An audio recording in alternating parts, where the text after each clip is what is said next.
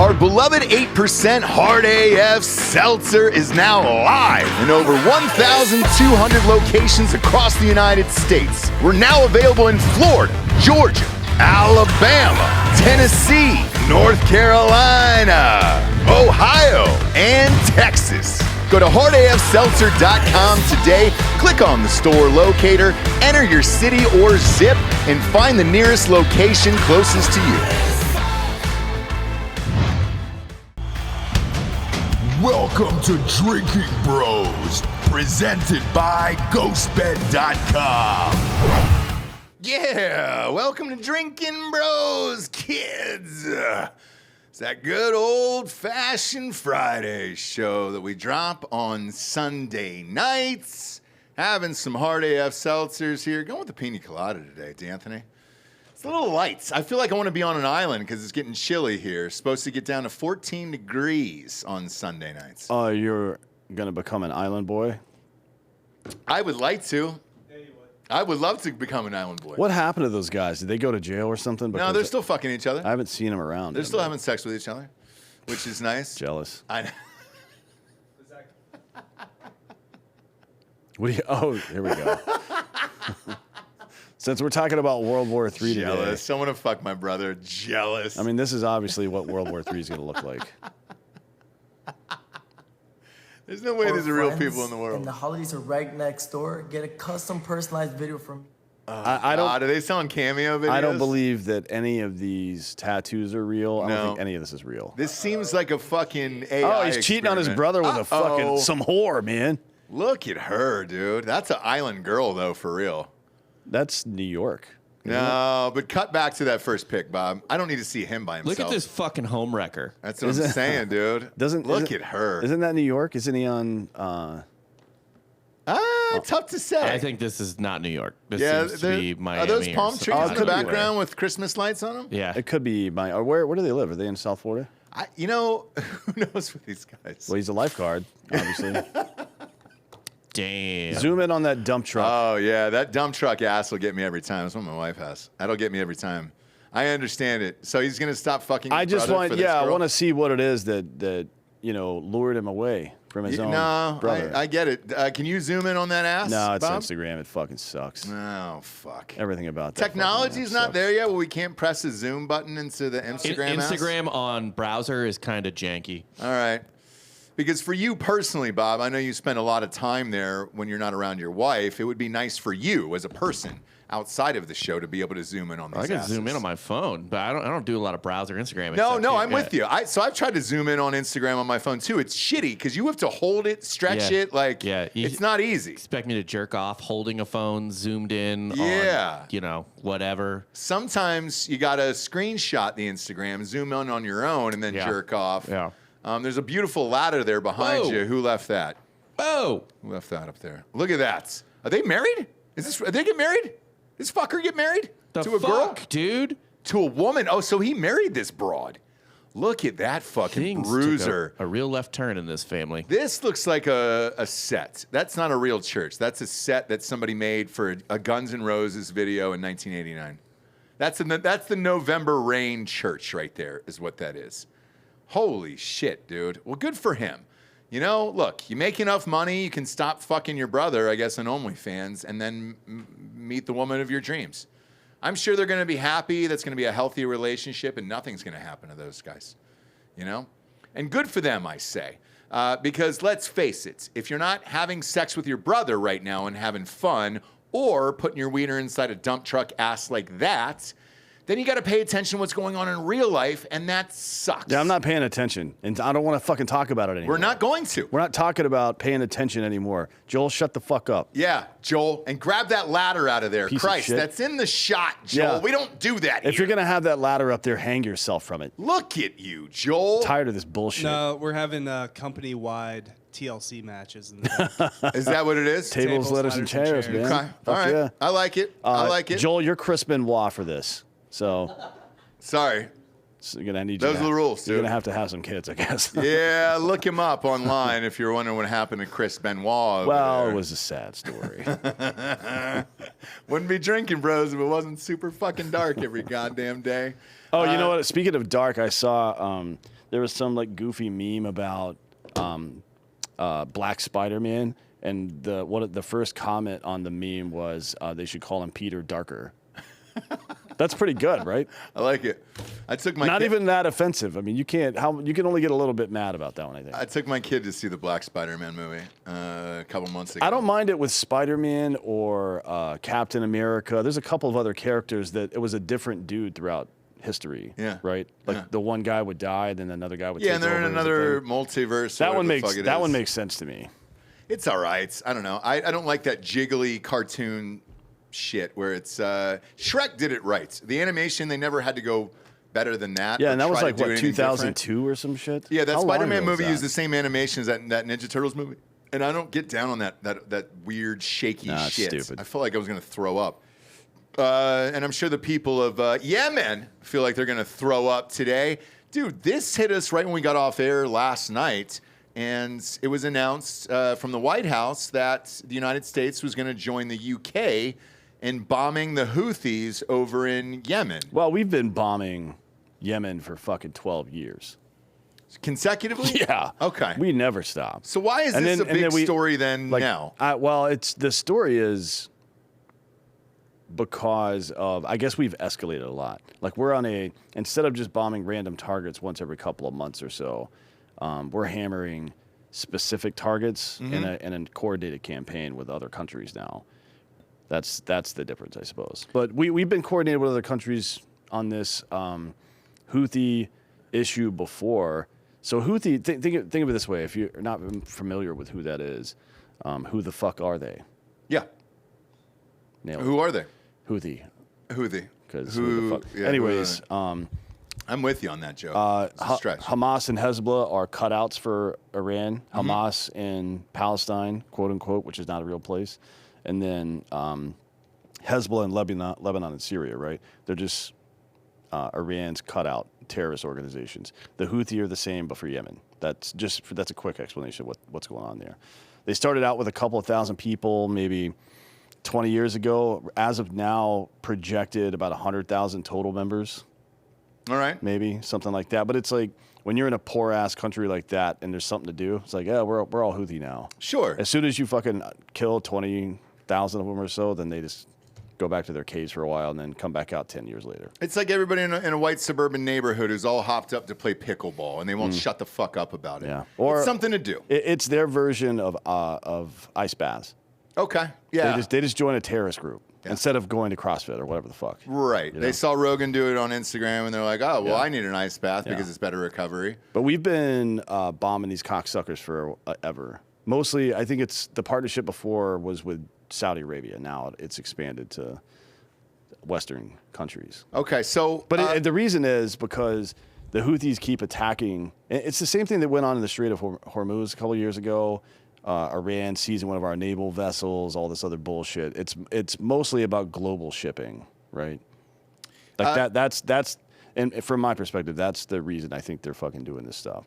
Just to try to protect our as far as our tankers and all that shit going in and out of there? Tankers and products, all sorts of stuff. Not just oil, no.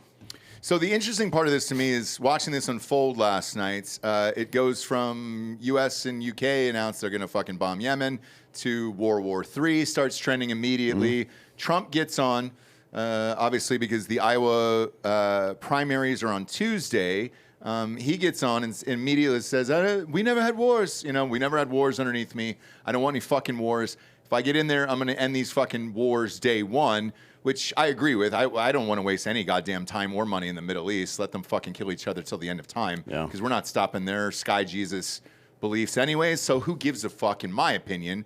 And then right after that, it starts trending that our F-22 stealth Raptor was shot down by Yemen, and there was websites that were claiming that it was shot down. Yeah. I sent you a little circle on a map of what they posted. And what did I say? You said anyone can draw a circle. It's That's right. By the way, Trump increased our bombing of Yemen over previous Oh levels. yeah. I mean, we were lighting Yemen up. Great. Do it. Here's the other gripe I have with this. Do it in secret. I never fucking heard about it until you just said it right now, Bob. Do all this shit in secret. Obama was doing it in secret. I didn't fucking know anything about it, and I didn't care. Great. I trust you. Whatever you're gonna fucking do and why, I don't need to know about it. Let's not publicize it on the goddamn news and on Twitter. Why make an announcement? Just do it. You don't have to tell anybody you're gonna fucking do this shit. If they hit our ships, it would kind of affect just, supply chain. It would. But here's my honest feeling on this. Let them. If it hits one ship, you can get the footage of that, put that on the news and everybody else. Then everybody's going to be on your side for this. All right, cool. This is why we're attacking this. This is why we're doing these airstrikes. Your fucking grand statements from the White House and everything else. Now we get it because we have footage of one of our ships getting blown up and Kellogg's spilling out in the ocean. If you told America, these fat fucks in America, they weren't getting their Lucky Charms on a daily basis, we'd all be on your side. Whoa, fucking bomb the shit out of them. How much money? I'll give you fucking money, dude. Don't take away our fucking sugar and our ability to get diabetes in this country. Yeah, look, don't inconvenience me or I will annihilate your entire village. 100%. And this is like basically America's road rage. That's what's happening right now. You fucking made me miss my fucking left turn. I'm going to blow up your village. Yeah. You piece of shit. Now, I didn't believe it at first that an F-22 got shot down. I was very incredulous about the whole thing. But it turns out, Bob, I think we actually got a couple of screen grabs of what happened. Yeah, we have some footage. Do you have some footage of it? Because I was looking up from the footage. Oh, shit. Look at that. Look at that. Did he take off a sandal there? That might be a Chakla. Man. Chakla. Is that a Mohican? I don't know Where what is that this? is. Look at that. Well, that's though. one angle. There's another angle, I believe, Bob, that we had. I can't remember.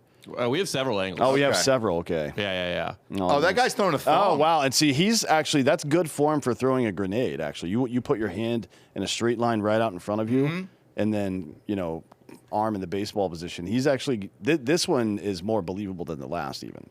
Well, that's a sandal. So let me ask you this, because again, I was never military. Family wasn't all that other stuff. I didn't spend any time around any of these things. Could that sandal in this Yemeni, is that what they call him over there? Sure. Why not? Yeah, let's do it. This little Yemeni's hand here. Could a sandal take down an F-22 Stealth Raptor? Oh, yeah. Dude. Okay. I mean, look. Very fragile. The F-22 is just a total piece of shit. It can barely even get off the ground in the first place. So it's like driving a crotch rocket really fast, and then you hit like a little tiny rock, but because you're going so fast, you know what I mean? Yeah. Once all you got to do is lead it a little bit, and if it hits in the front side of that F-22, it's going down. Now we have one more photo, I believe. Oh, we do? Okay. Yeah, I think there was one more. Yes. This is all breaking news right here. Yeah, All this is. breaking news. I got these from my buddy at the State Department. Oh, shit! wow. See, now Look this at one that. probably wouldn't work because he's behind. He didn't lead him long enough. This is basically a Right. throw from Carson Wentz. Sure. You know what I mean? Yep. It's like close, but not good enough. It's a Jalen Hurts. It's a mid-range. It's a Brock Purdy throw. It's a system quarterback throw. Well, right no, there. he fucked it up though, right? I mean, I guess this is more like a Dak Prescott out. He just can't hit that guy that's open In the playoffs. in the playoffs. In the yeah. play, and Dak Prescott in the playoffs Yeah. kind of throw there. Boy, that's impressive. In real life, though, I have seen some of the clips of these planes online. They look very, very fucking impressive. These F-22 Stealth Raptors. Yeah. What can it actually do? By the way, Let's go. Well, I don't want to get into the function of the aircraft itself, but we'll get into what's called radar cross section, which is Okay. how visible this thing would be, even to advanced radar on the ground. Now, these aren't real pictures, obviously, but that is basically what Yemen looks like. So if you think they've got advanced radar on the ground, even the radar that Iran has, I'll go back through the history of some of our aircraft so you can get a sense of how impressive this thing is. An F-15, the radar cross section is about the size of a Volkswagen Beetle, the old one. Oh, okay, got you. So like this table basically times 2. That's about how big it is. For the F-18 or for the F-16, it's about the size of a two-seater golf cart, right? So 6 feet by 4 feet, Yeah. something like that. And then for the F-35, it's about the size of a fucking baseball. Now, for the true stealth planes, the F-117 Nighthawk and the F-22 Raptor, it's about the size of a ball bearing. It's about this big right here. All right. Right? So this is flying through the air, and your radar has to be pointed directly at it. It's the size of what a fat bumblebee, basically, flying through the air. So like a dime? More like a quarter. Okay. Yeah, so it's like good fucking luck even seeing the thing, unless it's flying super low to the ground. But even then, it's moving so quickly, they don't have any kind of weapon that could shoot this down at that level. It would have to be a Stinger or something that they could see it flying in the distance on radar and then fire at the radar signature or something like that. There's no fucking way these slapdick goobers and shithole Stan are fucking shooting down an F-22 Raptor. I mean, that's just the dumbest shit. And then there's like people posting fake wreckage.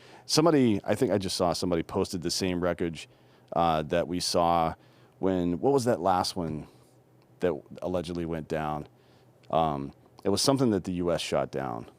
Oh, yeah, Bob, I'm going to send you this other pic of the map that they posted last night. Okay. You can pop that up on screen. Also, if this is an F-22 that they're claiming they're shot down, I'm not even sure that F-22s are deployed in this theater right now. They're not on carriers. Yeah, I mean, who knows? Right, so there need to be a physical air base, which we have, I guess, nearby. We have plenty. We got them over there. We have one in Saudi Arabia, which is where we've been flying these sorties from for the last 15 years or so. But yeah, again, I just want to make this clear.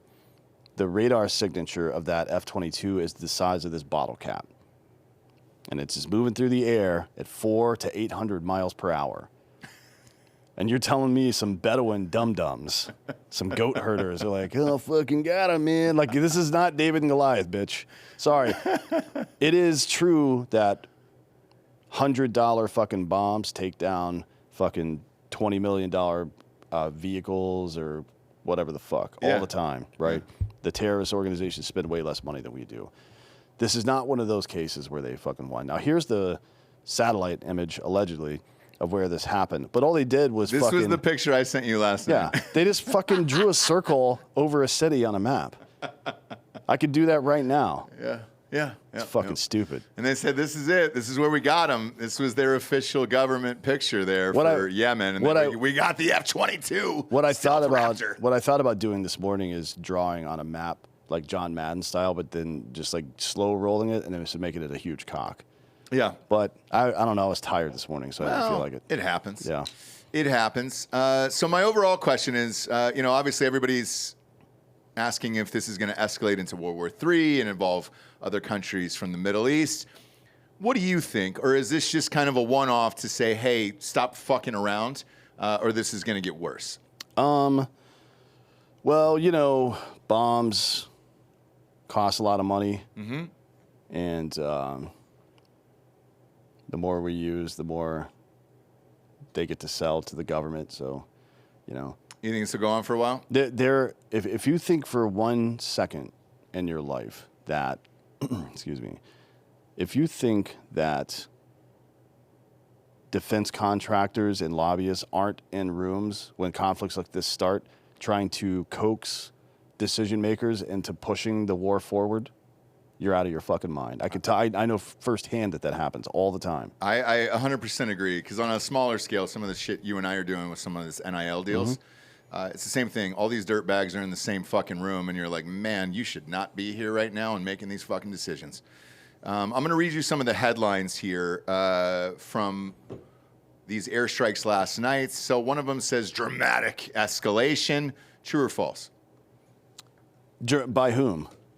By the United States and England joining up. Yes. No. So the facts on the ground are, look, well, first of all, Biden should get congressional approval for this.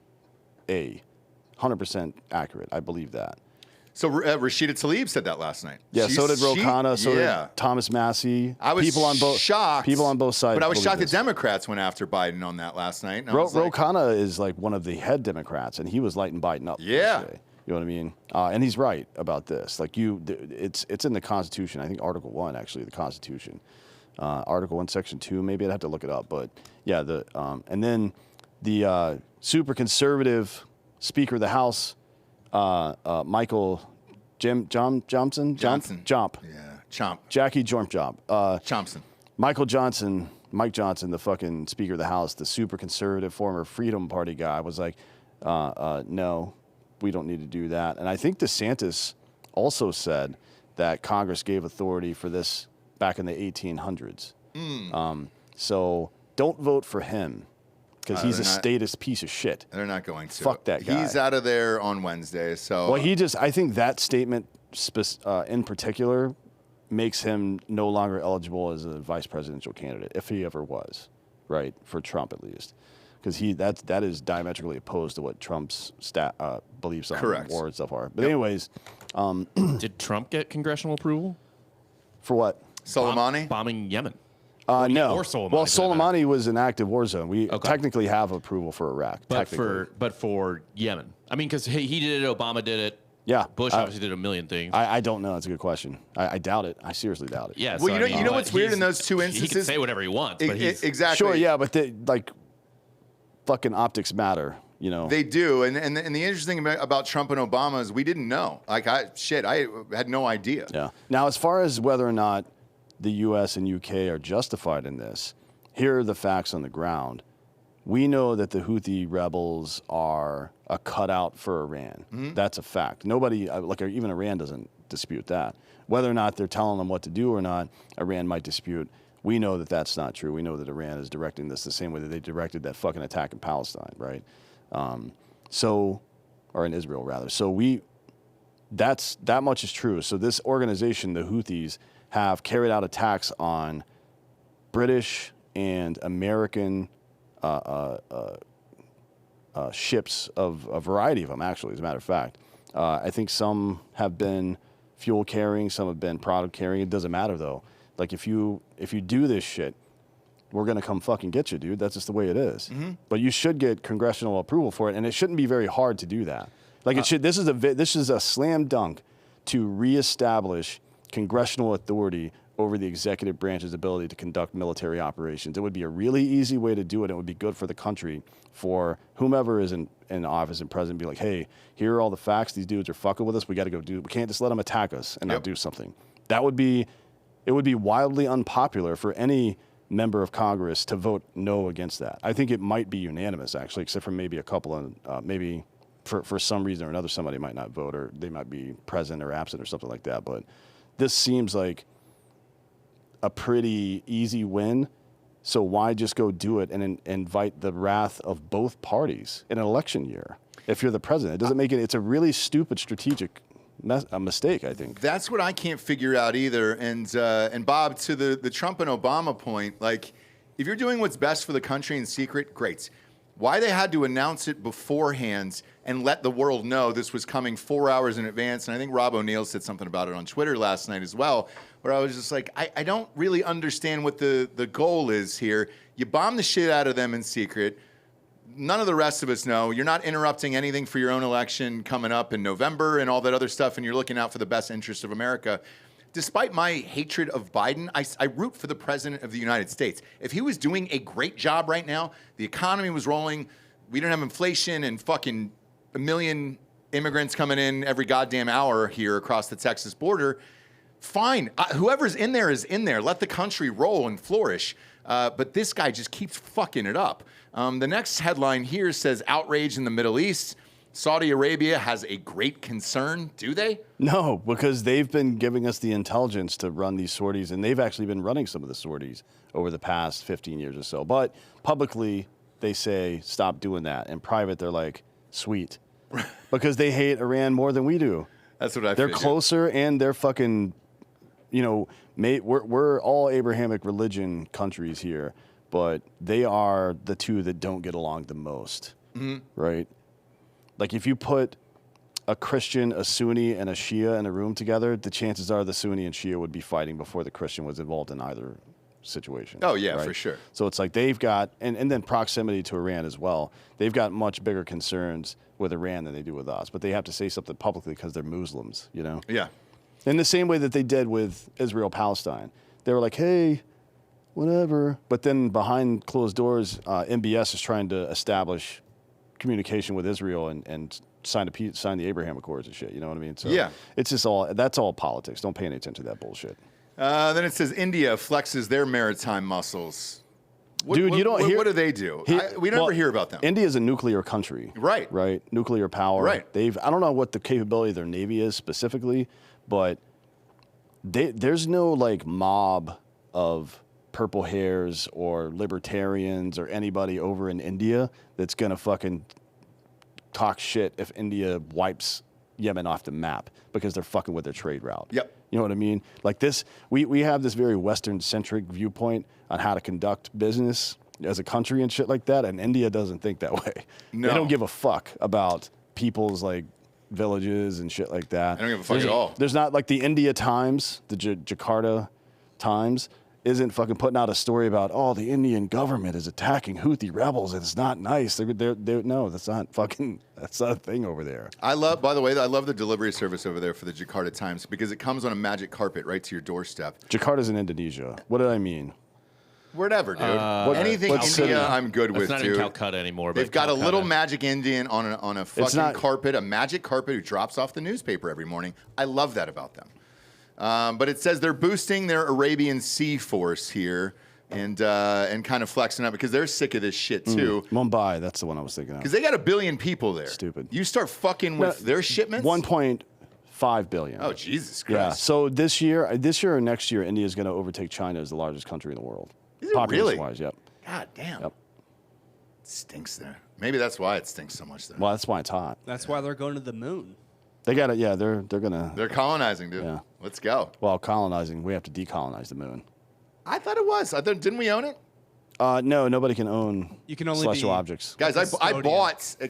bought an estate on the moon maybe 15 years ago. Did you guys not do that? No, so I actually I own a piece of the moon. I own real estate on the moon. You can't own a piece of the moon. I actually dated a That girl. paper is bullshit on It my is- in my It office. is. I dated a girl in 2018 whose grandfather was a head of NASA in like the 70s. Okay. And had a piece of moon, but you can't technically own it. You can only be a custodian of it. That's bullshit. I own it, dude. What, a janitor? That's bullshit. I own that. If you come to my section of the moon, I think it's called Caspian's Eye or something like that. If you come to my section of the moon, you come to Caspian's Eye, you're gonna get a mouthful of Ross's dick. All right? You don't touch my moon area. All right? When I'm gonna relocate my family to the moon, I'm going back to the real estate that I bought online for $48 off of a GoDaddy site. You sons of bitches. Fuck you, dude. I own that part. I don't even know how big the moon is, but whatever I bought, I own it. So don't think about leaving beer Yeah. cans on my section of the moon. Well, back to the shit we're actually talking about. Sure, and sorry, not sorry this about retarded that. Sorry nonsense. about that. Sorry. Like you and I both agree that we should cut immigration entirely for a while. I think 10 years. I think we should cut it permanently for any country that can't get their shit together. And if you have 100,000 member terrorist organization, and like you can fucking, we're not doing this Ivy League dean I need some more perspective or whatever the fuck they said on this issue. The Houthi flag says Allah Akbar, whatever they all do, but then it says death to America, death to Israel, curse the Jews, victory for Islam. That's what it says, like in a row on their flag. Fuck you. Right. I mean- and we can stop them from coming here. Certainly, we have Yemen. There's a ban on travel from Yemen for Yeah. sure. But if we're traveling in or around their general area and they start attacking our stuff, you're gonna fucking die, bro. Yeah. Fuck you. The end. I guess I don't know what the fuck we're talking about here. I don't understand what the big deal is with the Houthis. Like, they've done some really good stuff in Yemen. For example, re-legalized slavery. Oh shit! You don't say. Yeah, Mostly for women, though. I think, right? yeah, it's mostly sex slaves. Yeah. Oh god. Which is, you know- is that real? Yeah. Oh, yeah, they it's real. They like stealing Jesus women from Christ. Ethiopia. So black women mostly. Why? What do you mean? Why? They're fucking evil. Yeah. they're No, but pieces I of mean, shit. is that a kink? Obviously, like Oh, no, skin it's just tone like- means just a lot. easy It's to steal. slavery, yeah. Yeah. I mean, so Ethiopia, Eritrea, and fucking Somalia have been in a civil war since, the early 90s, I think? God, dude. Since the late 80s, probably. So 40 years now, basically. So they have sex slaves, Ethiopian sex slaves over there? Ethiopian, Eritrean, and Somalian, like anybody from that general area in Northeast Africa. Who would actually give a shit? This is a serious question. Who, for all of you, who would actually give a shit if we nuked the entire country of Yemen off the face of the planet? Do we get anything from them? Other Muslims would be upset about it, I guess. So what? I mean, they're going to get the 73 virgins and all the other shit, so who fucking cares, right? Yeah. If that's what you believe in, like, you're just going there quicker and we're helping you. This is why I say that this version of Islam that's practiced in the Middle East, primarily practiced in the Middle East, is incompatible with modern life. Yep. And this was the case. If the Dark Ages Christianity was around right now, I would say the same goddamn thing about them. Like killing scientists because you don't like their fucking outlook, or putting big rocks on women because they're doing math and shit like that. Like, who fucking do you? What'd you say? Oh, equals rock. You're dead, bitch. Yeah. Those people can't continue to exist. Like I'm not saying we need to round them up and kill them all, but we should definitely exclude them from our society. If you're a fucking person in America that's talking and thinking like that, and you're not a natural citizen, get the fuck out. Gone. Kick them out. All of them. Yep. Put them on that catapult that Nate Wessel built and launch them into the fucking ocean. I agree. Last question here before we get to some sponsors to put the shit wagon on the air for you is Dr. Fauci came out and made a statement yesterday that the medical community kind of got it wrong, and the whole 6 feet of distance thing seemed to be kind of made up. Yeah, well, we knew that. They said that last year, that it was all made up, right? Right, but this is the first time that Fauci actually said it. So why are people still doing it and pressing for it and everything else? I don't fucking know. But is that part of the conditioning process? Did you see? Like, you saw? We played that video on Monday's Fake News, right? Of the San Francisco City Council, right? Yeah. And everybody's wearing masks. Why the fuck are they still wearing masks? I don't know. There's no fucking point in that size of a room unless they were only there for 20 minutes. That's it. Like even an N95 at 20 minutes, it's done. It stops working properly in a confined space like that, right? Go to Tim Kennedy's Instagram real quick here and just pull this up. I'll just show you a couple of the photos that he posted in a row, and then we'll get to the sponsors. But these, to me, let's keep scrolling down there. So the New York Post thing? Yeah. I think it was the New York Post thing. There you go. And then scroll through. Yeah. Woman got arrested on a playground. Remember that? She took her kids to the playground during this. There was no 6 feet of distance, no mask. And then on Manhattan Beach here. Manhattan in Beach. fucking LA, which is like not even that many people. If you go to Manhattan Beach, even in the middle of the summer, you might see like one row of people down near the water in lawn chairs and shit, but it's never a crowded beach, right? Mostly people are walking around going to the restaurants and bars and shit in that area. Yeah. Then they'll cruise down, fucking look at the water for a minute and then come back. That's it. One dude's down there and they fucking, he was out surfing too, I think. Yeah. Like, oh, you're going to give them dolphins AIDS, man. Crazy. We got to get you out of here. Yeah, it's the dumbest shit of all time. Absolutely So crazy. these people's minds are broken. That's what's going on. And I lived down by there, so like I know It's that fucking area. dope down Remember there. these fucking circles on college campuses? Yeah. It's just like This fucking is a park in LA, I think, or San Francisco, maybe. Yeah. palm trees. That's LA. Or San Diego, but maybe. I think that was University of California. What, Berkeley? I think so. There's no. I don't think so. That doesn't look like Berkeley. This looks like it's smack in the middle of a city. Yeah, that looks like.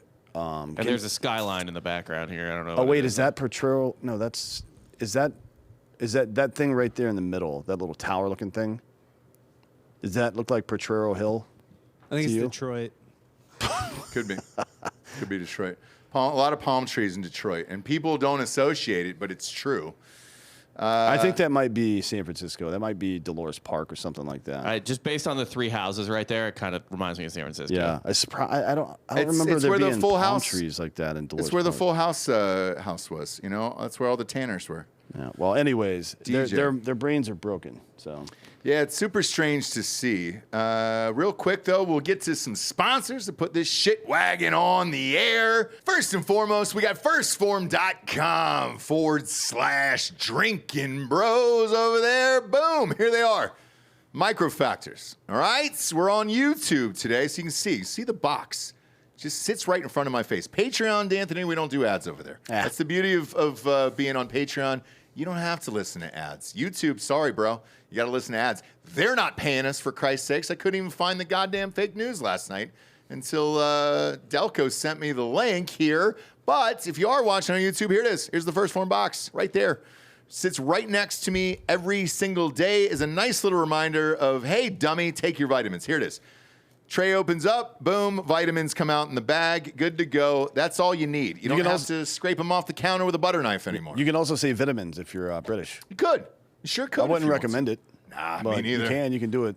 Me neither. This is America. Do what you want. It sure is. A lot of people are axing out there. What's in those vitamins? I'll tell you. They got the antioxidants, the CoQ10s, you got the multivitamins, the fruits and veggies, the probiotics, and the EFAs in here, all the good stuff. Because let's face it, we're not eating the way we want to, working out the way we want to every single day to stay healthy. Some days we miss days at the gym. Today's one of those days for me. I've been getting rocked all day. Definitely not going to work out after this. Go to firstform.com/Drinkin Bros. Today, you're going to get free shipping on orders over $75 over there. Check out their energy drinks while you're over there. Big fan of those guys. Huge fan of their company. Use them every single day. And again, it just sits right next to me on my desk so I don't forget. Next up is Lucy.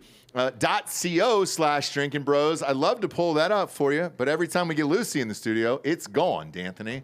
Everybody's doing Lucy. Yeah. Even my wife. Shit, she's doing fucking Lucy. She's not ripping jewels anymore. Well, occasionally. I think once the first log ran out over here of the pouches and all that stuff, the gum, she was like, she goes bro. back to it, yeah. She'll go back to it. I mean, it reminds me of the Tommy Stojak character from Gregg's books.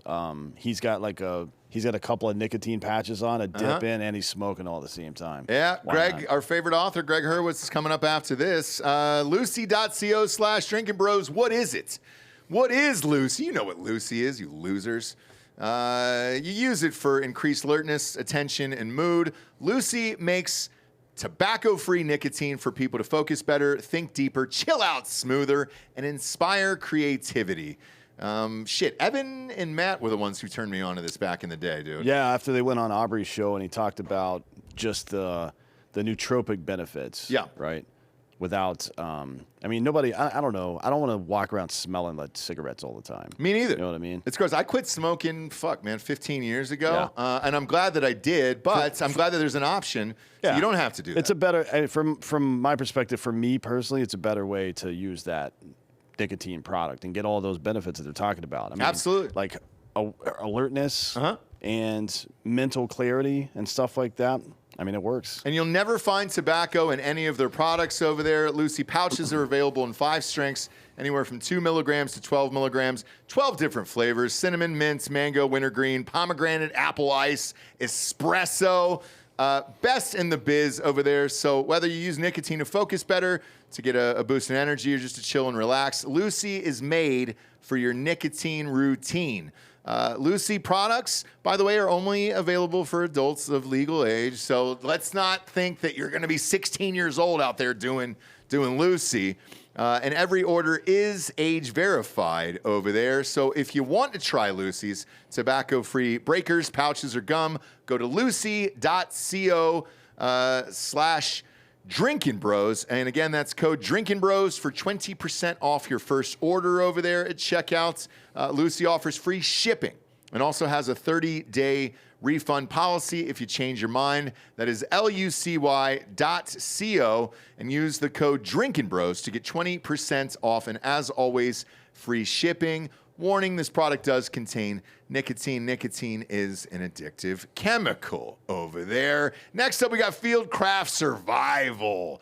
D'Anthony, tell us about this app. Yeah, Fieldcraft. Well, you know, Mike.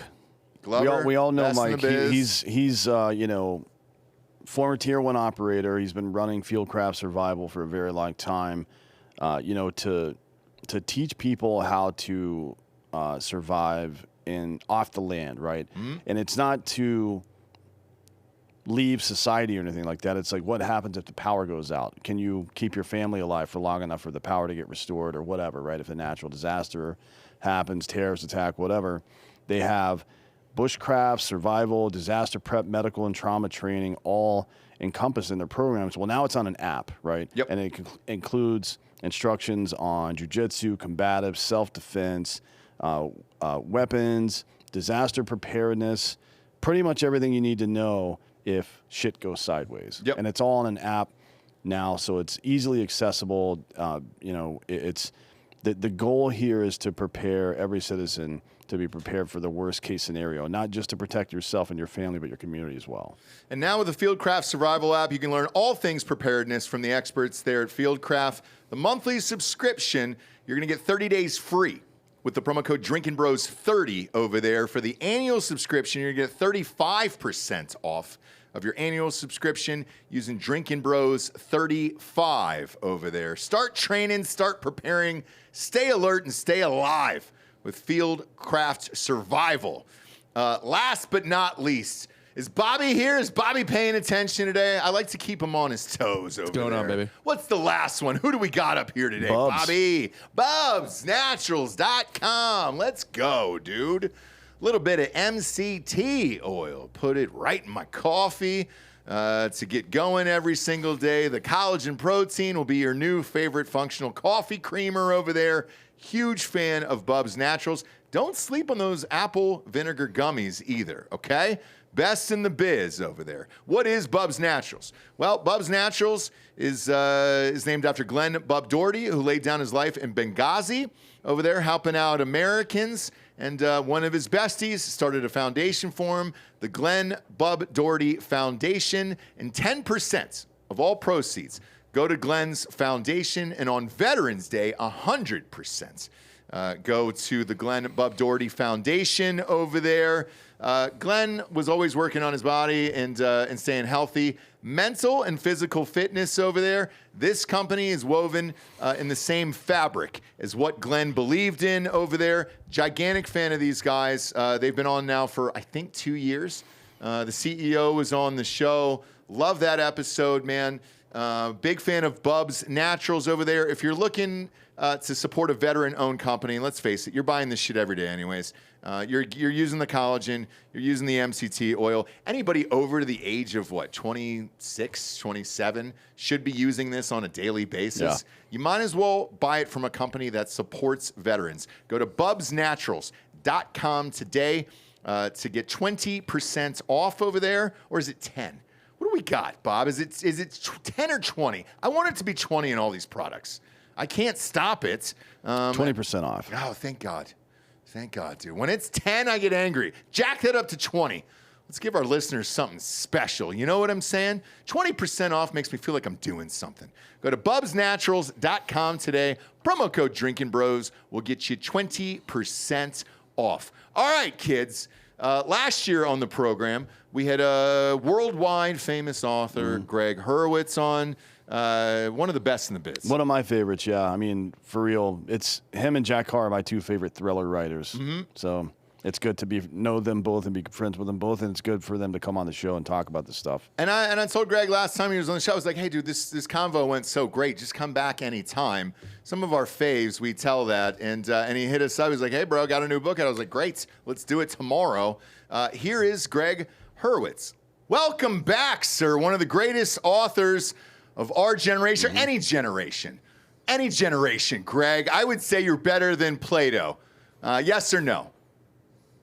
I think that's a blurb on my new book. Somebody did a blurb. Gregg Hurwitz, better than Plato. You were on the show last year. We loved hanging out with you. I said, hey, dude, come back anytime. We actually do mean that when we say this on this program. We're glad to have you back. Here's the shocker for me, though, being a writer. How the fuck are you pumping out this many books over and over and over again at this high of quality? Do you have a team of writers? Be honest with me. Is there 8 other fucking Greggs sitting in a room behind you, behind that fireplace there, that are helping you with this? It's all monkeys and typewriters, man. Oh, You shit, gotta put dude. the odds. Yeah, that's what didn't got Dawkins say something about that in his book, The Selfish Gene? If you put enough monkeys with typewriters, they will eventually write a play. I think so. I think so, right? I think it was Hamlet. If it was a It's fan. good to be back, you guys. What's really funny is my publicist put the hold on this date, and she called it the Drunken Brothers podcast. What's the which I kind difference? of Same like. thing. dude? Same It's just thing. a tense issue. It depends where I catch you in your morning, I think. Well, I think you have one of the more impressive whiskey collections I think I've laid eyes on. So maybe you're the drunken brother. Could be to you. Be honest. I am drinking though right now, Greg. I got the Hard AF Seltzer right now, so I'm Well, drinking it's right now. Friday. It is Friday. It's after whatever time it is. Well, so Greg, let's start with that, okay? When do you start drinking in your week? Here's mine, okay? Sunday, Monday, Tuesday, sober. 2 p.m. on Wednesday, start drinking, and that goes into Saturday nights. That's a good run. Is it okay, or am I gonna die? No. No, I think you're okay. Okay. I think you're good. As long as you eat some kale. I think that's the balance. Oh shit. No, we don't do We that. don't eat kale. That's all steak over here. Well, That's all meat. You guys are probably fucked then. You probably won't make it to next year. I'm sorry Okay, to say. that's fine. That's fine. But it's good, For me, I'm like a 1 or 2 cocktails at 5 guy. Okay, and that's it for the day. Yeah, I mean, unless like let's say you guys are in town and you're over for a whiskey tasting, then that's a little bit different, right? Then we got to get a little bit rangier. Sure, yeah. Well, let's get into it. For those who don't know, author of the Nowhere Man series, the Orphan X series, Evan Smoke, the main character, is, I guess, a vodka nerd, right? And you go into great detail explaining quite a few different vodkas. I don't know if you're being sponsored by any of these companies or not, but you're more of a whiskey nerd, right? So tell me about your proclivities. What's your favorite? What are you drinking right now? Well, in terms of drinking, I'm a hardcore Blanton's guy. So I have right now I have Blanton's. I got the Blanton's Black Label that goes to Japan only. I got a green label that's really good and soft. I have the straight from the cask, which is a lot of fire, but it still's got the Blanton smoothness. The gold, which is perfect. And then I got an Elmer T. Lee, who of course created Blanton's, but he named it after Colonel Blanton, and then they did a line that's devoted to him. And so that's like half of my top shelf is all in the Blanton's category. I prefer it to Pappy Van Winkle. I think Winkle is really nice. Yeah, I think that Blanton's is as good, as fine a bourbon as you ever are going to get, I think, is Blanton's. That's a bold statement to compare it to Pappy, because you're talking about like that bottle of Pappy that's commensurate with the Blanton Black Label is what, like $2,500 is on the low end, I think. Yeah, they go up all the way, man. Yeah. They go up to $20,000. Like 23 grand, yeah, I think. I just think Blanton's is perfect. And you asked about the vodka. So, if it's me, I'm bourbon. Bourbon's kind of like where I feel at home. But my character, Evan Smoke, he's a very OCD, meticulous government assassin. And so what he drinks is vodka because it's the purest liquid on earth. And he drinks it, it's all distilled. I describe it almost alchemically, like the process by which the vodka is made and distilled and perfected is a lot like Evan's training, that everything is meticulous. And he drinks it almost like a purification ceremony. He drinks it, he'll have like a half a martini just to get the edge, but it's him being in conversation with this pure thing that's achieved through excellence. It's almost like the alchemy of the liquid matches the alchemy of himself. Yeah, like antiseptic. It's because one of his rituals, for those of you who haven't read the series, one of his rituals is after an operation, coming back and taking off his clothes and boots and throwing them into a fire to get rid of the evidence and shit, and then pour himself. He's got a Sub-Zero freezer with all of his booze in it. Pours himself a drink. Blah blah blah. Right. So it's like. Those rituals. It's a ritual, yeah. Yeah, it's a really good. It's one of my favorite parts of the series, to be honest. How into detail you go about that stuff. Well, the details are where it lives, and it's what we come back for. If I ask you guys what your favorite James Bond sequence is, you might take a minute to answer, but we all know immediately how he takes his martini. So the character is the thing that pulls us in. And I love writing action. I love writing suspense. I love cliffhanging and playing with all that. But I think at the end of the day, what drives us back to something, it's always going to be character. And so for me, it's always going to be about Evan first and foremost, and how that character is exemplified in everything he says, everything he does, how he drinks. The action sequences too are different, right? An Orphan X action sequence is different than Bourne. It's different than Reacher. So everything has to be sort of distinguished through this filter of him and his character. Yeah, sure. And that's what's got to be alive and breathing for people, or else we're just watching, endless action. And then you feel like you're in that third act of the action movie that you're just getting punched in the face with violence, and it gets old. There is a lot of overlap though in the premise. I don't remember. Bourne has a statement for it too, but for Evan, it's one of the 10 commandments. How you do anything is how you do everything. And then for Reacher, it's Lee Child wrote, I think the phrase is details matter in an investigation. He says it over and over throughout that series, right? So it's kind of like you're hitting on the same stuff over and over. You know who else has a great one is, Harry Bosch, which he says everyone counts or no one counts. Oh, yeah, that's a good one, too, yeah. Is that series wrapped now? I'm not sure where it is. Mike's done such a great job with that. Michael Connolly, it's Michael's series, and he's been extraordinary keeping that alive and keeping on top of it creatively too through TV, through different formats. So it's been pretty cool to see these guys who were, a step ahead of me, like kind of continue to explode. When I came up, it was very much like Lee Child, Robert Crace, Michael Connolly. They were all sort of just starting to explode in that process early in my career. So it's been really cool watching them kind of spread their wings through the culture. Yeah, yeah. sure. Now for us, it's Jack Carr. So Jack Carr is a buddy of ours in real life, and we're friends with him over the years. And it's cool to see what happens. Amazon had a lot to do with it. Let's face it. But it's cool to see what happens when an Amazon series pops, and then boom, your stuff is all over the world. Not only did the series pop, but it popped enough that downstream characters are getting their own spinoffs. Oh yeah, it's you know nuts. what I mean? So it's really good. Great. So since we're talking about that, and by the way, for Bosch, for Connolly, Titus Welliver, casting him to play that role of Bosch was fucking great. I mean, it's that shit matters. And this is a good segue into a question we asked you a year ago. When the fuck am I going to get to see Evan Smoke on the big screen? Yes, dude. And who is it going to be? Who's it going to be, and when am I going to get to see him? Give us the answer, Greg. We're working on it right now. I mean, so here's the path that I figured that I'm on. And I hope I have news soon. So, I'll come back next week and we can talk. Sure.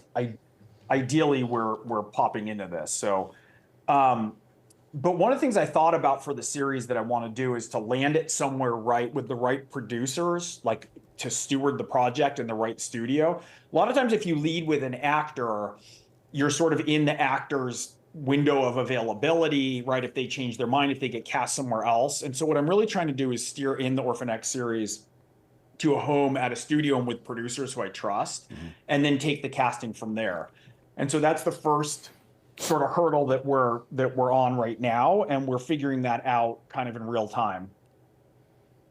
You didn't answer the fucking question. Yeah, that was All right, really diplomatic. Also, what are you, the White House? Listen, Are you in the Iowa caucus on Tuesday? He's the White House press secretary over here. Jesus Christ. What are we doing? Listen, it's all fake news, you guys. We all understand that it's part of a vast right-wing conspiracy to shut down me. I'm trying to talk to you guys. You keep mansplaining over me. And frankly, I think you should be outraged. I think the American people are going to see straight through what you two are doing here today in real time, and you should be ashamed of yourself. Give us an Evan Smoker. Who's your dream for Evan Smoker? Who is it? To be honest, it's probably going to have to be a new guy, right? I've been thinking about this a lot, and like, for a brief time, I had Bradley Cooper attached. That's who I was first developing it for. Okay. And that was back in 2016, right? I think. Yeah, it was. But, he went and did A Star Is Born and is doing different, stuff now. And he's doing it quite Maestro's out right now. He's going to be nominated for an Oscar. Yeah. He's an extraordinary talent. But so part of it is, I think you're right. I think that what I don't want to do is have somebody that we're seeing the movie star through the character. I think a little bit of that happened with Tom Cruise's Reacher. Mm-hmm. And I really, though, I did think it was really cool that Lee got that series made in a huge way, but it's being remade now with an actor who everyone's not as familiar with. And so when you go to watch the show Reacher, I just feel like I'm watching Reacher and watching the character instead of watching a movie star playing a role. 100%. And so I am very open to people who might be lesser known, or also thinking about people who are known in one role, like you mentioned, the Harry Bosch bit of casting, right? Or like Bryan Cranston, who came from Malcolm in the Middle and then anchored Breaking Bad, where you're just seeing someone in a totally new light. And so I think that rather than chasing down some of the more predictable answers, I want to be open to more creative choices with casting. I mean, the key is, I always say, he's average size, average height, average build, just an ordinary guy, not too good looking. He's got to just blend in. Ray Romano. Yeah. Danny DeVito as Orphan X. Hey guys, like that. I think that would be really fun and just totally shocking for everybody. But if it was Ray Romano. Evan would never have that much gesticulation in his conversation. He's very measured, and like he makes sure that his blink rate is on pace. You know what I mean? Yeah. It would have to be somebody that has the ability to stay pretty stoic, to be honest. Otherwise, you're going to be doing a lot of reshoots. Right. And I love what you said about Jack Reacher because it's 100% true. Yeah, that dude came from Blue Mountain State. Yes. And, remember that? The other part of this, too, is when Reacher came out, I remember everyone bitched who loved the series because they were like, hey, this big 6'5" guy is now 5'6". Yeah. And yes, you got Tom Cruise and it's great and you can have some box office from it. But the success they've had on Amazon Prime is simply because it is closer to the book and they just picked up a second season of it. So it's clearly working. No, they just picked up a third. The second season's going to wrap, I think. Oh, you're next right. week. Yes. Yeah. But you don't need the most famous guy in the world to do it. Just a great actor because they already love the character already. They're already invested from the characters in the book. Just get a great actor who can live up to the character hype, what everybody's read for over the years, and then great, you can move on from there. I agree with you. I don't think you need the most famous person in the world. And especially like getting somebody that's young enough that they can stay in that character for a decade, probably 6, 7, 8 years or something like that, is going to be really important because there's so much character development. I mean, for those who haven't read the series, Evan starts off as a completely not completely, but a mostly empty shell of a human being that's like just a fucking remorseless killing machine. And he's trying to buy back his soul basically by doing good things for people in the way that he knows how, right? Mm-hmm. But now it's like, as these other peripheral characters, Mia Hall and Joey and Tommy have been introduced over the course of the series, it's like he's becoming a human being again, right? And from my perspective as a military veteran, combat veteran, that series has really spoken to me about the ways in which you can, like we tend to, when we get super depressed or fucking even suicidal, we withdraw from society a lot in the same way that Evan was, right? And that's not why he did it. He did it because he was a government operative. But we do that because we don't want, for a variety of reasons, we don't want to fucking be embarrassed by it. We don't want to download our bullshit onto other people or whatever. But one of my favorite things about this series is how he's become progressively more human as it's gone on. And it harkens back to what his mentor Jack said to him in the beginning. The hardest part's not killing, it's staying human, right? That's right. And I think so much of it is, I mean, first of all, I appreciate that very much. It's important to me to hear from kind of the real deal, people who've served, how to deal with that, how to deal with different operational modes. And, I think it's true for a lot of people, even at a level where it isn't life or death stakes, that, we tend to have these modes where we're very locked on a lot of perfectionism. And it gets very complicated when other human beings are around because they don't fit into a sort of perfectionistic OCD view of the world. And I think that one of the things that's key, I wrote Batman for a few years for DC Comics, and I was always intrigued by the balance between perfection and intimacy in Batman, meaning, he doesn't have a magic ring, he can't fly, he doesn't do all that stuff. He just represents the pinnacle of what a man can achieve, right, with physical, spiritual, emotional training and technology. He represents the pinnacle of that. But the only reason he can be perfect operationally as a human is because he's alone. His parents are dead. Robin's around, but Robin's always getting fucking killed and leaving him alone again, right? He's not with anybody. And he says, like, I don't wear the mask to protect myself, to protect the people around me, right? Is something that he says a lot throughout that That's series. right. But so when I was writing Evan, I thought, what could be so amazing is to have a series where he's developing. When he was trained, he was taken out of a foster home at the age of 12 and taught to be an assassin. But as you say, Jack loved him. His handler and father figure who was training him really loved him and wanted to keep this sort of pilot light of an ethical center, a moral center. And so, but one of the things Evan says is he never learned how to speak the strange language of intimacy. He was just raised as this killing machine from the age of 12. And the series is very much about his process of becoming, him trying to figure out, how do you deal with people in the mess of everyday life? How do you deal with the sort of operational constraints and rules that he has around him in the 10 Commandments, while also trying to accommodate to understand people and their quotidian concerns? and their weird emotions and their unpredictability. And so I think that's something that a lot of people struggle with. I mean, we all are trying to figure out and deal with intimacy or dealing with different modes of ourselves. And the series is really about his integration. And so, this is book 9 in the series, and he's in a really different place than certainly books 1, 2, and 3. He's thawing into a whole different definition, and having him evolve that way, having him speak to figuring out how to be a human instead of just having his face up at the Aquarian glass, looking in at other people, leading these ordinary lives that he himself can never lead. He's trying to kind of engage, and he does so very imperfectly. Yeah, I like it. To me, that's the big difference between the Orphan X series and all the others. Reacher, Reese, Rapp, Cortland Gentry, all these guys. Because they're already all people that bad shit happened to, or they're doing operations or whatever it is. But Evan we're watching him become a human being over the course of the last 10 years or so.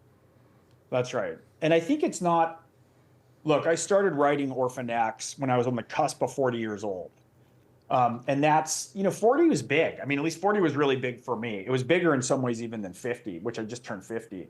But I think that there's that point you hit when you really jump the hurdle to middle age, that you start to think about all the kind of rules and stories we have about ourselves that have served us pretty well, but that might not for the next, we hope, 40 years or the next half of life. And so it's funny that I wound up writing this series, and I start the series right at the point that his 10 Assassins' commandments, and you named one, how you do anything is how you do everything, right? There's the 4th commandment, never make it personal. The 1st commandment, assume nothing.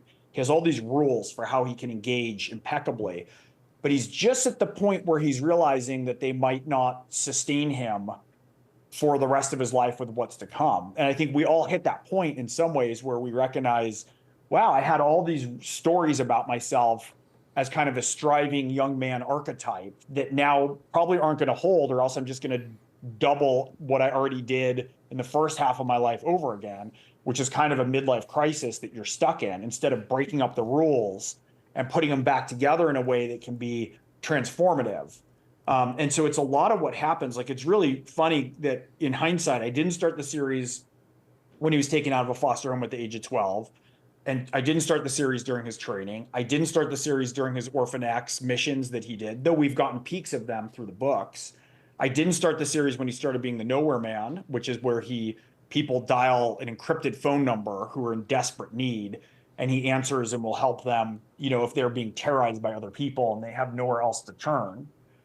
But I started the series on the first Nowhere Man mission that all the rules get blown out the window, that he breaks every one of the 10 commandments. So it's at this weird part where the whole world blows apart, and that's where I start the series, is him reconstructing how he does his mission, how he commits the assassinations, how he helps people, how he relates to people from scratch. And he's trying to let go of the things that keep him sort of suspended in this perfect bubble of OCD perfectionism. Yeah, and then you can see him overcoming that OCD even in the commandments, because he adds in 11th, don't fall in love with plan A, right? That's right. Yeah. And you can see that the most quoted commandment is the 2nd commandment. They even referenced it in the last John Wick movie, which I thought was kind of funny, which is how you do anything is how you do anything is how you do everything. And you can really see that perfectionism, whether we apply it to work or working out, or like to get every detail right? This notion that everything in our lives is fractal, that if we set ourselves in order and everything that we do in order, we can find a better resonance with everyone around us and then the environment, and then these sort of interesting things start to happen. But you can certainly see where that commandment could get stuck on a loop and turn into like an OCD compulsion loop. And that happens sometimes when he's under a great amount of stress or trauma, and that happens in Lone Wolf in the new book. And for me personally, being a Hollywood guy, I don't understand how you have 9 books and don't know who your dream cast list is for this. For real. Because I'm going to go back to something. Look, I know I can really get back into the archives with you Hollywood-wise. I know you sold the rights for this in 2019. So what happened with that deal? And then do you have the rights back? And then, how does that go on? I know these things are usually a year, 2, sometimes 3, and then they expire, and then they revert back to the author. Did you get the rights back? And I have the right. Yeah, I have the rights back, and I'm figuring out literally right now where we're going to place them again. And it's a little different. I mean, so, I did do the first swing with features.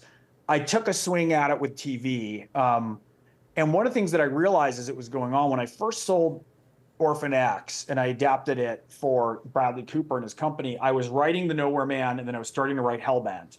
And by the time I was playing with TV, I was still adapting it. I did a draft with Derek Kolstad, who's the creator of John Wick, the John Wick series. And one of the things I realized was that for me, holding these parallel universes, so by then I'd already written Out of the Dark and Into the Fire, and I was starting to write Prodigal Son. And I realized that to have me be the creator, to have me be whether it was the creator of the TV show or co-creator or screenwriter, I'd written too many in the novels. I'd written too many novels and moved the plot along to go back and reset and be able to keep track of both of them with the differences. And so, given that process took a while because the TV, we went through the pandemic with that. Yep. Hollywood had a huge shakeup. We were in and out of all sorts of stuff. And basically it didn't work. And when I got the rights back, one of the things I realized was that I want to be involved one step back, like George R.R. Martin for Game of Thrones, or like Lee Child does for Reacher, where somebody else has the football. If I can find a creator or in this case, versus producers, and I'm there as a resource, but I can't go back and reset and remember all the details and characters for two parallel universes that now are going to have a lot of narrative runway to both of them. It's just too much to hold in my head. So I'm going to focus on writing the books. And, if we get this up and running for TV or features, I'll be there as a resource, but not final pen. Okay. There's another author that I'm a huge fan of, Scott Sigler. He's got a continuity guy that he pays to go back through all of his novels and all that other stuff. I would have to imagine on 9, you've got to have somebody that's able to go back and do all that stuff. I've got a series of my own that's on 4, and just trying to go back on my own is very, very fucking difficult. I can't even imagine 9, because God forbid you get it wrong. With your fan base and everything else that's behind you, and same with mine, if I get one single detail wrong, I'll get a fucking million messages about it. You have to be the same way. So do you have a continuity guy doing all this for you? For the most part, it's really weird because I'm so absent-minded, but I have a lot of the books in my head. And so I have a bunch of PDF documents with them grouped together, and I can usually search and find any scene. So if I don't remember something like the color of someone's eyes, I'll kind of know in my head, there was a scene where I mentioned it somewhere in the 5th book, around this part, and I can usually search and find it at this point. I mean, the other thing is I really think of this. I mean, this is 9, I'm working on 10. It's one uber narrative in a lot of ways. And so for some reason, that's helping all the stories kind of live with me, even though I have to do a lot of double checking. So continuity definitely matters. I agree with you. If you get something wrong, you hear about it. The two things you cannot do is you cannot get a gun detail wrong, as you guys know, and you can't kill a cat. Because, man, if you kill a cat, those cat people come after you and they're crazy. Or dogs. D'Anthony cares about dogs as well. Well, I wouldn't kill a dog. I'm too, dogs to me rank higher than people. It depends on what it is. When I see those, Arms of an Angel commercials with Sarah McLachlan and shit, all those dirty ass mangy dogs in those fucking cages, execute all of them. I just don't want to see them in real life. Like, give me the cute, beautiful, shrunken down ones that are super expensive. If I get to see a dog in my face, I want it looking pretty. I want a sexy dog at the end of the day. Not because it's a fetish, just it's my personal preference. But our producers here host a show called Softcore History. I'm sure when you guys miss on a history or a historical fact, you guys get hammered on this as well. Wouldn't know. Yeah, right? Mm-hmm. How bad is it for you guys? I mean, I'm sure everybody comes after you. Yeah, I mean, people will DM us and be like, hey, dipshit, like, that's not the year that happened or whatever. We don't care. Okay? You guys, I did one that was brutal where I had a scene that takes place in Alaska, and I had one of my characters take like a long, dreary bus ride. Mm-hmm. And I didn't realize that you can't actually access that area by bus. Like, you have to take a boat. And so it was super embarrassing. I do a lot of in-the-field research. I mean, I think we talked about some of it last time. Mm-hmm. I've swam with sharks. I've gone up and stunt airplanes. I've snuck onto demolition ranges with Navy SEALs to blow up cars. I've shot all the guns he does. So I pride myself on this. I've gone, I went to the jungles of Oaxaca at one point. I went to Galapagos for 2 weeks. But this was just a bit of Google research. It was, and I know why. It was at the end. I'd written a draft and I needed to add a piece, but we got it wrong. We got it really like howlingly, stupidly wrong. And by we, I mean me.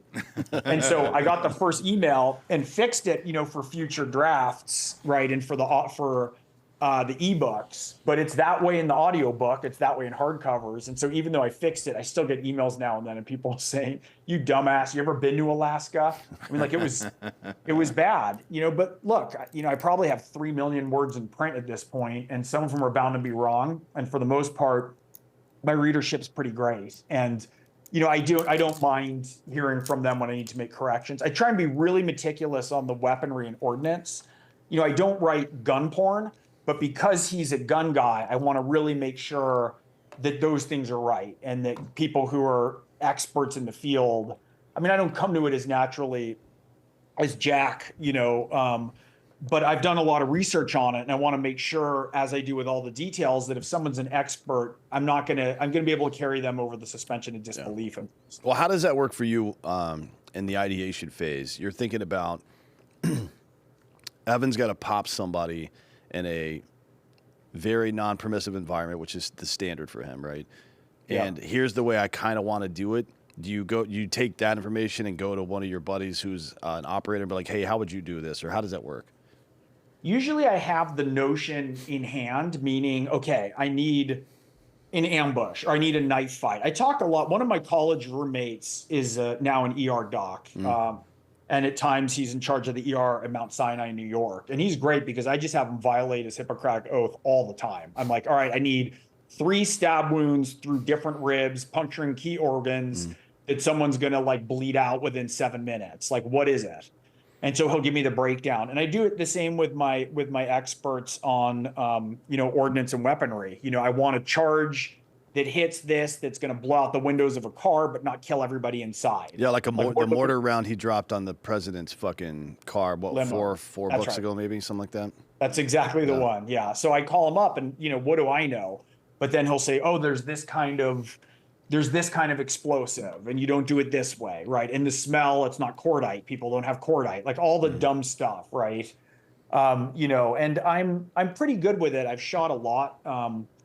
I mean, I'm decent and comfortable in it, but as you know, the difference between somebody who is a dilettante and appreciates research and wants to get things right versus an actual subject matter expert, it's pretty big. Yeah, well, it's like details matter. Details matter, but it's like I love baseball. You guys are baseball guys, right? Yeah. And so it's funny because I'll watch with my wife and she'll be like, "God, like everything about baseball." And it's so funny because I think about, Ryan Spader or Tim Kirchin, and I'm like, the gulf between what you think I know in baseball and what real baseball statisticians know, you could fill the Grand Canyon with it, right? But so there's these areas. So one of the things I actually like about being a novelist is I get to be a dilettante. I get to, any dark corner of the world that fascinates me, I get to go shine a light on and talk to people who know so much more about it than I do. And then to kind of wrestle that into my understanding and then bring that understanding to others. And that's how it works generally with the weaponry. It's how it works with the hacking, certainly. And it's how it works with a lot of things. I mean, Lone Wolf touches on some issues around AI and stuff that I just buried myself in for a couple years.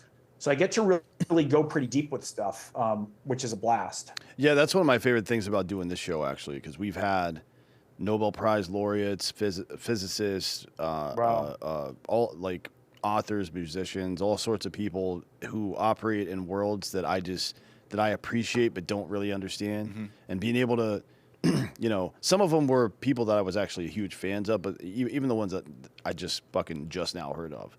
It's like I can ask this guy a question that only he can answer. You know what I mean? That's that's something I really enjoy about this. That's probably my favorite part about doing this. That's why I love coming into work every day. Is I'm going to get a nugget of something that I would never get in the outside world if I'm just walking through Walmart on a daily basis. Like I can't ask the Walmart greeter, about who they want to cast as Evan Smoker. I can't do that, Greg, because they can't read. And I apologize for that, okay? They might listen on audiobook, but they goddamn sure aren't reading the book, okay? Yeah, but so that's a good. I wanted to ask you about that too. Over the last, when I was at VP of marketing at Black Rifle Coffee. We went from our orders being 10% on phones and 90% on laptops, desktops, and shit, and it reversed over the course of 3 years. It was 90% on phones and 10% everywhere else. We've seen the same thing happen with audiobooks, print, and then audio and digital books as well. What are the percentages for you now? Because I think it's like 70 to 90% on average is audiobooks now for a lot of authors. And last I checked, especially novelists. Yes, and last I checked, mine was 65-35 audio versus print. And that I think was it's probably 2 years ago. Well, Yeah. in that 2 years, I'm sure that gap is It's widened considerably. Well, it's that amount of print is probably because people want signed copies. To be honest, Yes. that would be my guess. Is that yours too, Greg? I think mine are almost perfectly equal. I have such a weird reader profile. So a couple things which I love the fact that it's weird. I'm about equal with ebook and print and audio. I think audio might outpace it slightly. I do really well. Well, you got one of the best in the business from the very beginning of your series, Scott Brick, right? I mean, Scott Brick's spectacular. Yeah. I have a wonderful reader. And if you want to hear him, you can call Evan's encrypted number 1-855-2, the numeral 2 nowhere, 1-855-2 nowhere, and you can see if Scott's going to answer. But Scott's been with me since the beginning of the series. He does an extraordinary job. So I'm pretty evenly distributed. And the other thing that's really cool that my US publisher told me is that my readership is very evenly skewed from liberal to conservative. Like a lot of people tend to lean into one kind of bucket or the other. But you know, in terms of demographics, every way that you cut it, I have a pretty even audience, which I love because I'm writing characters from all backgrounds. I'm writing to readers from all backgrounds, and I very much try to not straw man anybody. So I don't want to ever have the opposing viewpoint where somebody's, you know, paper thin so your hero can kick them through. I try and have everybody be fully realized. And to do that, you know, it's interesting. You guys were talking about the thing you love the most about doing the podcast. And one of the things I think you guys do really well, and this is, I think, what a lot of the podcasts that work this way, is when there's real genuine curiosity. Because that kind of authentic conversation is exactly the opposite of what we usually see on social media or in, you know, news channel, home team, whichever way you go with cable news. It's the same stuff. You know everything that's going to happen already. And I think one of the things that's great with podcast long form discussion is when you lead with curiosity, we can come from whatever differences we have in terms of references, in terms even of like different positions we might have on stuff as pertains to the culture, politics. But if you're meeting at a point of curiosity and interest, that's where all the life is. That's where all the like blood goes to that part. And so it's one of the things for me that I love when I'm writing about somebody from whatever background it is, to really deep dive it and to really figure out how they think and see the world and to make that valid. And I try and do that for all my antagonists also. Like I want the reader to almost be confused because the antagonist is talking a lot of sense in some ways that even might challenge or upset their own and Evan's moral compass. Yeah, and I agree with you. You got to have this sense of curiosity about the world and people every single day, or you can't be good at this job. I also feel the same way about writing. If you don't have that curiosity every single day to want to get better, to want to not mess up, to not have the mistakes that we talked about earlier, where you're like, shit, where it will haunt your dreams forever. Because look, let's face it, I'm sure after this is over, because I think next one's your last one, right? We'll see. It's X. You're not going to end with 10? Well, it seems What are you going that, to change him to Orphan 11? Well, I mean, the first book was Orphan X, right? Yeah. Yeah, well, thank God he wasn't like Orphan W, because it just, you know, the Yeah, that timing would have worked gone out on. You well, couldn't do guys. that. Yeah. I Orphan just W would've assumed. sucked. What I about- just assumed you were going to end at 10. What about a parody? It's called Orphan W, and it's George W. Bush. Oh, it'd be great, dude. During And his he college hops in years when there. he's all coked up, Yeah. Hey, man. driving through the front of people's houses and shit. Who's got a gator tail? Who's got a gator tail? So you're not going to stop at 10? Like I thought that was the deal we talked about last I'll time, say Greg. this: they're the first 10 are of a piece. They're sort of, it's going to be a decology, and then what's going to happen after is going to be a little bit different. And tinkering with that now. Greg. So that's another political answer that I'm giving Yeah, it out. sure is, Greg. I don't like it. That's what your agent said. Can I Your ask- agent said, "Hey, Greg, did you look at the numbers? You're doing too goddamn well. You gotta pump this up and get 5 more in there to the people." Let me ask I you. gotta this. tell you guys what's weird. And you said you're on your 4th in the series, right? Correct. Oh, Congratulations. thank you, but I did something the opposite of you. I looked at it. This is a serious fucking moment here that I don't think I've had with many people. My writing mentor back in the day told me, you're just going to lose it one day and there's nothing you can do to get it back. And you won't know until the readers say it's dog shit. And by that point, it's too late. The series that I was doing was originally going to be 5, and I shortened it to 4 because of how big the podcast took off, how big the seltzer company took off, Hard AF Seltzer and all that stuff. I shortened it to 4 because I didn't think I could be great for 5. I think it could be great for 4, but not 5. And I didn't want to stretch it out just for a fucking paycheck. I think even this one has taken you longer to write 100%. than any of the other ones. Because you've been we're- writing this one for a year and a half now. Yes, dude. And it's been a struggle for planes, trains, automobiles, and all that stuff. And I won't release it because it's the last one. I shortened it from 5 to 4 to get the best of the best in there. And that was a personal decision that I made on my own. You don't have any of that going on inside of you where you think, hey, man, I can keep going for 20 of these goddamn things? So here's the thing. It's funny you mentioned that with 4. I did a series early in my career, 4 books, the Tim Rackley series. It was The Kill Clause, The Program, Troubleshooter, and Last Shot. And at 4, it was done. The story was just done. There wasn't anywhere new to go. And I think part of the difference is Orphan X was my 16th novel. I'd written a ton of like Hitchcock Everyman standalones, but I kept waiting. I mean, I was afraid to write Orphan X, you guys. I had the idea for it. I kept putting it on the back burner and writing something else and something else. And my notion of it grew and grew. And I think that a lot of that was I came in from standalone novels primarily. And I wanted to have a character who was set up in a way that stories can enter from all kinds of different angles. So with Orphan X, the phone can ring, that encrypted number, and he can answer. He says, "Do you need my help?" And somebody can need his help, and then off we go, and we're running there. I can have stories that come in kind of like the the X-Files mythology stories, right? The program that he left, and they're pursuing him. He's got people who are around him in the residential tower building where he lives and tries to blend in with ordinary people. There's all these avenues for stories to come into him. And so what's very weird is this book, had I been writing it just thinking about it as a thriller series, I probably would be out of runway by now. But because I've thought of it so much in terms of how does somebody who was an assassin, who viewed the world in kind of black and white colors, who was recoiled from any notion of intimacy, how would he enter life? How would he learn to have more color in the world and engage with people in a way? That to me feels much more inexhaustible. And so that part has been really driving the series. I got to tell you, I'm as excited writing the 10th one as I was writing the first one in the series. It's very alive to me. And as you know all too well, if I'm bored writing it, readers are going to be bored reading it. Yep. And so I have to make sure that I'm lit up in that space when I'm working on it. And there's been more depth and more drive the further I've gone in the series. And so as long as I feel that way, I'm going to keep at it. Does it scare you, though, to go back to what I was talking about with what my mentor said, that you're just going to lose it one day? Does that worry you at all? And then you'll be stuck in a place of shit. I wasn't able to finish this the way that I wanted to. That was my biggest fear. Look, there's always an anxiety, I think, with any artistic venture. And, it's the same with athletic too, right? Ball players get the yips. I was a pole vaulter, for instance, in high school and college. And when I was in college, my second year, my coach, who I was very close with, died, one of my high school pole vaulting coaches. And I couldn't get off the ground for 3 weeks. Was it by a pole vault?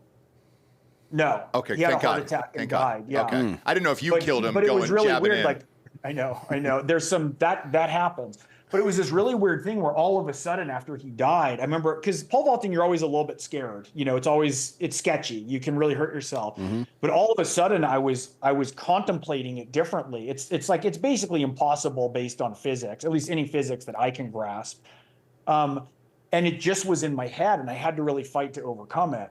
I think with writing, I've been doing it long enough now that I have a bit more confidence in it, but there always is a fear because we don't know where it comes from, right? It's not like other things where if you're, and by the way, I'm not implying that it's remotely more important than these fields, but if you're performing surgery, there's a way that a surgery goes and proceeds in a set of steps that you need to take in contingencies. With writing, everything's different every moment. Every scene should be different. Every line of dialogue should be different. Your character moments are different. And we never really know where they come from. You know, so many people ask us as writers, well, where do you get your ideas? And I always go, I don't know, where do you get your ideas?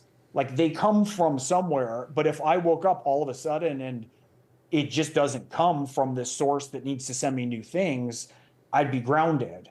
But I think that part of that is learning to trust. I mean, this is the 4th in your series, and how many books have you written overall? 5. Last one was number 1. It was on the New York Times bestseller list for 9 weeks and all that stuff.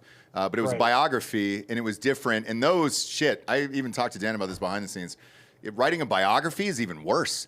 When it's your own ideas and you can sit in front of your computer and just come up with it on your own, it's easy because nobody's going to look over your shoulder and bother you. If it's somebody else's life, then you cannot fuck up any details because you're fucking up someone's life story that is out there forever. But think about that mapped on to Gregg or any of these guys that have long-running series. One of the issues is this. In the same way that you're talking about somebody else's life, these characters, Evan Smoke, doesn't belong to Gregg Hurwitz anymore. I agree. It belongs to the fans, and that's 100% agree. That's what would really fuck with me, to be honest. Like, because I'm not afraid of anything, dying, whatever the fuck. We've done so much crazy shit in our life. What I am afraid of is letting down the people that depend on me. I think that's common amongst dudes, but especially military dudes. That's the thing that keeps me up at night.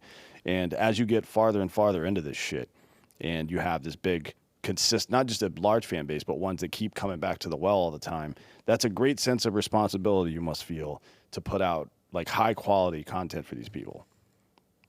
That's really well stated. I mean, there's a big difference. I remember when I was writing, I wrote Wolverine and Punisher and a bunch of characters who I love early on. I had a little career in comics, which was a lot of fun, and I got to write some of the best ones. And part of that is it's very clear when I'm writing Batman, or Wolverine, let's say, they've been around, they're going to be around long after I'm dead, right? That's a public trust. And so there's a very fine balance between me needing to I was hired largely to reboot characters or reimagine them. And so I want to bring some of my own perspective to it, but you can't go off the rails. You can't have Spider-Man kill a busload of nuns. There's very particular rules, right? And I remember one of them with Batman that everyone joked about was Batman can never sit down. That was during that era I was doing it. There's all these ways that you have to play with the characters, but also to push and play and engage with the fan base without getting too inside baseball. With Orphan X, one of the things I'm really fortunate for my readership, you guys. I have great readers. And the books are changing. And so the readers know that I'm going to bring new things and ideas in. It's not going to be the same thing that resets over and over again. And so what's really been good is I can kind of push myself towards new boundaries, which I write about with the characters. And I have an audience that's self-selected to go with me. A lot of series, you can pick up any one of them and it's a lot like the others. With my series, every book resets. You can have a jumping on point with any one of the books and I'll catch you up. But the nature of what they're dealing with has been shifting a lot, and the readers are willing to go with it. And so that's been really cool. And the thing that I realize is I can't think too much about the reception when I'm first writing it. I have to think about what feels the most authentic to me, what's lighting me up the most with meaning, and then that can get conveyed and brought forward with the readers. But yeah, look, the responsibility of writing to an established readership is a huge blessing. It's just a huge blessing, to know that that's there. And the other thing I'll say is, you mentioned you're on your 5th book and your mentor told you about that. Keep in mind that you're going to be establishing, you have a habit now and you have a ritual now. And that habit and ritual when you write is going to really serve you well. So I think you can start to worry a little bit less about just having no inspiration and being stuck. Because, one of the things, I go back to sports metaphors a lot, as you guys probably can glean. And one of the things I realized with athletes is, when I was training, there's a lot of similarity between being an athlete and being a writer. Because when I was training in college, you know, there's a million things that are more important than me training day 37 out of 365 to get to like the heptagonal championships at the end of the year. But every day you have to carve that time out. You have to be a bit selfish with it, and you put in your effort to raise your baseline. And so if you get a guy who's a AAA baseball player having the best day of his life, he could play in the majors. But what differentiates someone who's a professional isn't just how great they are when they're great, but on their worst day, they've brought up the bottom of their game also. So let's say you're, you know, Barry Bonds and you're not seeing the ball that day, which happened like never. It still is going to be the base running. It's still going to be the fielding. It's still going to be all the leadership things. There's all these ways that you can still function when you're not feeling good, that both the top of your game stretches and the bottom of your game comes up. And so 5 books in by now, that ritual is pounding in, raising your floor, I think, so that even if you hit a streak that you're less than inspired, you're going to be productive. You can rely on your ritual and your muscle memory that you're going to put something on the page, even if it feels like dog shit, that you can make better, and you're going to still make headway. Oh, Greg, I'll stop you there. It's not a lack of confidence or inspiration or any of that shit. It's just simply time for me. I know I'm one of the best comedically, and like for real, and I don't have a problem with it. Like harnessing creativity, in my opinion, and I said this years ago on the show, watching a Lil Wayne documentary. If you're one of the best at your craft, you should be able to harness that creativity and do whatever the fuck you want, and I believe I can do that. It's just time at this point. This show is massive that we're on, Drinkin Bros. The Hardy F Seltzer has taken off. It is massive. It is simply time at this point. It is not creativity or anything else. Now, to go back to what you said earlier about what we owe the audience, here's what I did, and I don't know if you've ever done this, is I looked at all the DMs, the emails, the messages, whatever the fuck you want to call it, tweets and everything else. Since this was the last one, I wrote the last chapter first. So the last chapter was done, and I gave the audience what they wanted because exactly what you said. I'm as grateful to them for making all of this shit happen and creating all of this foundation and all the other fun stuff that's popped out of all of these books, that I feel like I owe it to them to give them the satisfactory ending that they want, because without them, I don't get past one. I don't get past book 1 to even move on. So the last chapter was done first in that book. It's the ending. Is that hard for you to write to it? Not at all. And the fan base, because of what they had hoped the ending was, that was the first one I wrote. So that way they're all getting what they want at the end of the day. Even audiobook wise, I can tell you the sound effects and everything that's going to happen for the last 3 to 4 minutes of that thing to match up with everything they want. So artistically they can hear it and visually see it in their mind as they're listening to it in their cars or whatever else. Because I realize the importance of audiobooks along with the words and the characters. I think when it really stuck for me was Spotify. I don't know if you got this, but Spotify just started doing audiobooks on Spotify. It just happened, I don't know, maybe 6-8 months ago, something like that. I got hit up by them, and they picked 100 originally to start with. One of my books was one of them. It was the first in this series. And I was like, oh, shit, that introduced a whole new audience to it because we read it with actors and all this other stuff, myself included, my wife and everybody else. And because of that audiobook, it took off with everything else. Therefore, I want to get the audiobook right as well as the final chapter with what the fans want and everything else.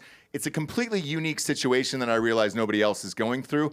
My problem is simply time at this point, but I'm curious, have you ever started like that and written the end of one of these books and been like, all right, I know how I want this to end. I know what the fans are expecting here and what they hope this will end in. Have you ever done that personally? No, I've never started at the end. I mean, the only time I write ahead is if I'm writing ahead and then let's say I get into the second act and it's just boggy and I realize, shit, I have first act problems, or there's not enough of a ticking clock, or the suspense is not working. Then I'll go back and write to fill in, but I generally don't write out of order. I have to kind of like move my way through. And a lot of times the ending changes by the time I get there based on what I've discovered through the course of writing the book. So it's a bit of a different process. I mean, everyone's got a different approach. Yeah, and we had Mike Posner on the show the other day, and I asked Mike about it on the show. You know, nominated for multiple Grammys, biggest songs in the world, blah, blah, blah, right? And he'd worked with Lil Wayne. And we were talking about that documentary, and that's where I had literally learned that from. Was he was recording in a hotel room at 2 o'clock in the afternoon in Germany, and it was "No One on the Corner Has Swagger Like Us," that song. He was one of 4 guys in that song, and he's in this hotel room recording it during this documentary at 2 p.m. And they knocking on the door, and they're like, "You got to do this interview at 2:30." And he was like, "Cool, man, just let me finish this." And then he knocked it out. And he was like, "Oh, shit, I'm sorry. I didn't mean to interrupt you. I didn't know you were recording." And he goes, "You know, I apologize, but we do need you for this interview." And he's like, "It's fine. I'm the greatest rapper in the world. I can do these fucking verses any second of the day, anytime, anywhere. It doesn't really matter where it is.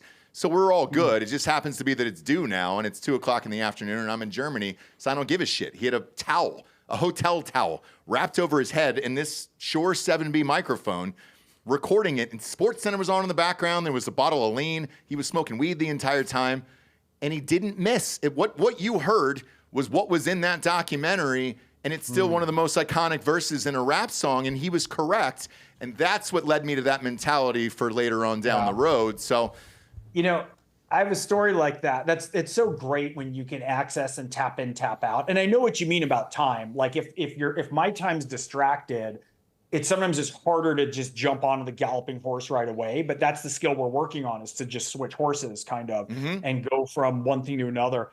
But very early in my career, I was a kid. I got really lucky. I got published young. I think I sold my first book. I was 22. And I was at an event, and James Patterson had flown out for it. It was on the West Coast. And I came up to him. He'd been very generous. He's a very generous guy. And he had blurbed my book. I went up and introduced myself, and I said, "Oh, did you get writing done on the plane on the way out?" And he goes, "Yeah, of course. Don't you write on the plane?"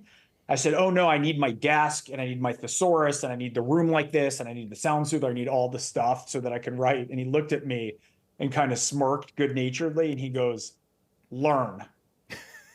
And I was like, all right, man, if I'm going to have this career, and if James Patterson's telling me to figure out how to write. And so basically then I started to push out of my comfort zone. And, you know, by a couple of years later, literally my wife would be driving a carpool for a field trip for my kids, and I'd be in the passenger seat, like writing so I could put it down and go be on the field trip with kids like screaming in the back. I just expanded it out.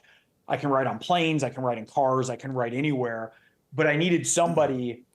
You know, Harlan Coben has a funny line that he's used where he goes, "Plumbers don't get up in the morning and just go, 'Oh, I don't feel like plumbing today.'" You know? Yeah. It's like, it is a job. It is a job. And part of that is you get your ass ready for it. It's like the baseball metaphor. You do whatever ritual you need. You get yourself ready and in the right place, and you keep doing it. And the more you keep doing it, the stronger you build that muscle, and the more you can keep doing it. So that's something I had to learn. Yeah, it's something that's been instilled in me. So luckily I didn't have that, but like I know what you're talking about, where it's just like, "Hey, dude, I think the first one I wrote, I rented out the office next to me in some of my production company to a CPA who was loud as shit, and I just heard him on the fucking phone screaming at people all day long, and you know, super manic and everything else. And I was like, great, if I can write a first novel next to that motherfucker every day, I can do anything in this world." So yeah, and then Dan's always big on trying to delegate responsibilities to other people, so you're good at your core talents. Yeah, that's the key for startups, is to work yourself out of your own competence in a job. Like, I want this company to be, and we're going through it now with the booze company with Hard AF. I want the company to be successful enough that I need to go hire a marketing person or a distributor. Interface people. We have a guy in here today. Or CFO. We're having these meetings right now. Yeah, right. I mean, that's just kind of how it is. You just got to do it. That's cool. Yeah, I think it's important. You know, one of the things I think about a lot, you know, if we can get there, I think when you're starting out with any new venture, entrepreneurism, new job, creative venture, you have to do everything yourself, right? In a way, because you have to learn it and you have all those hats.